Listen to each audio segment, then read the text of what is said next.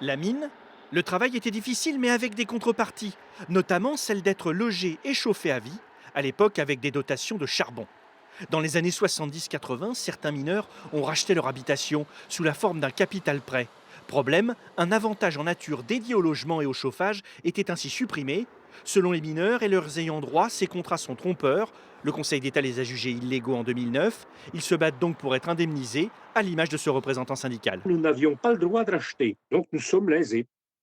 Si moi, mon cas personnel, je suis parti en tête au 1er janvier 2001. J'ai donc racheté mon chauffage et mon logement. Je suis arrivé à l'amortissement de mon achat en 2023. De 2023 jusqu'à ma mort, je ne toucherai plus d'avantages en nature, ni chauffage, ni logement. 5000 personnes seraient concernées dans la région, 15 000 en France, avec parfois un manque à gagner de plusieurs dizaines de milliers d'euros.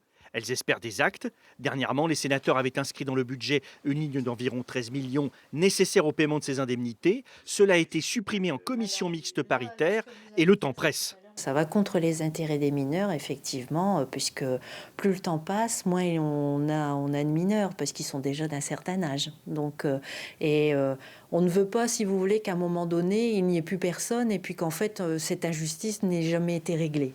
Cette association continue donc de se battre et espère que ces indemnités seront payées.